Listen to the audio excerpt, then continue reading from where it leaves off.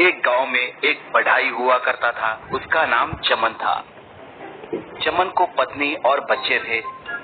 वो अपने घर के सामने ही कुर्सी, मेज और लकड़ी से तरह तरह के वस्तुएं बनाकर बेचता था।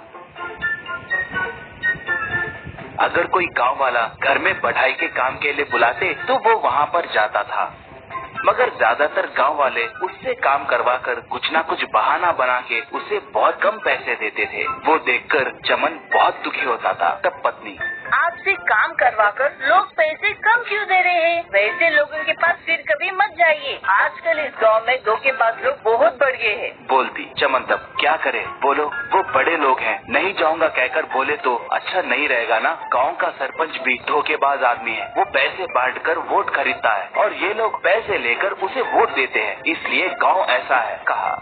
चमन लकड़ी के लिए जंगल को जाकर सूखे पेड़ों को काटता था।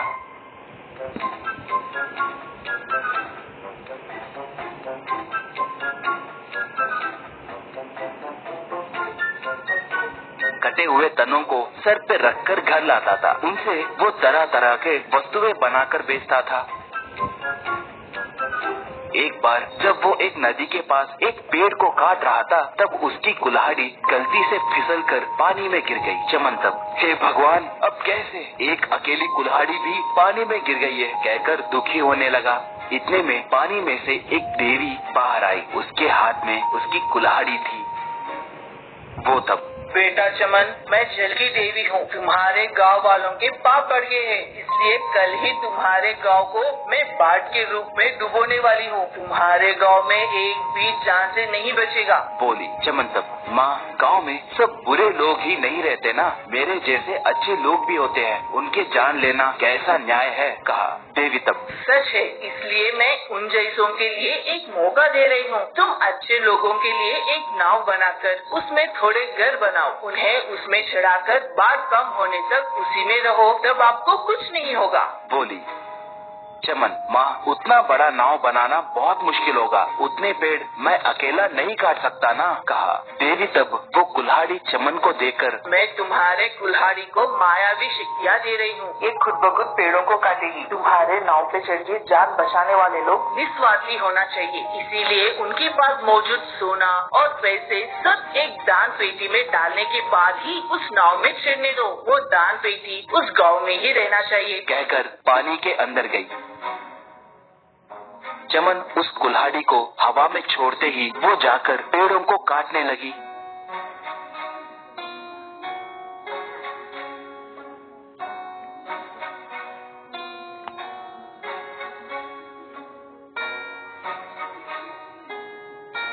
चमन उन लकड़ियों से एक बड़ा नाव और उसपे घरों को बनाया।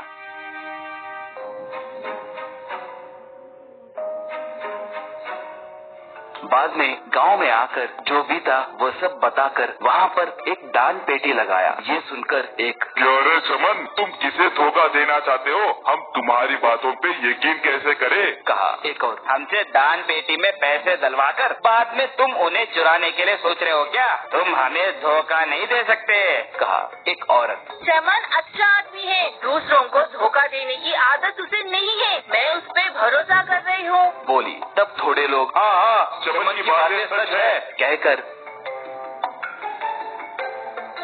उनके पैसे और सोना उस दान पेटी में डाल दिए।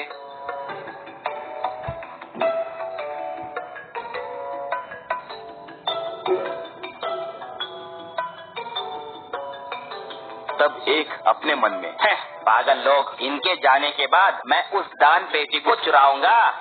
सोचा। ऐसे चमन पे भरोसा करने वाले सब उसके पीछे जाने लगे। वो सब नाव पे चढ़ के उन घरों में गए।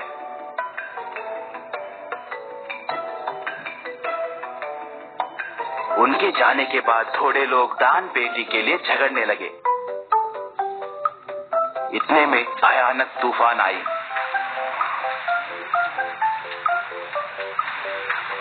बारिश गिर के बाढ़ आई। वो नाव उस बाढ़ में जाने लगी। पानी गांव में आकर वहाँ पर बचे लोग उसमें डूबकर मर गए। बाढ़ कम होने के बाद वो नाव तट पर पहुंची। चमन वाले गांव को जाकर देखे तो वो दान पेटी वहीं पर था। उसमें से जिन जिन के पैसे सोना थे वो सब ले लिए। ऐसे उस गांव के धोखेबाज लोग खत्म हो गए।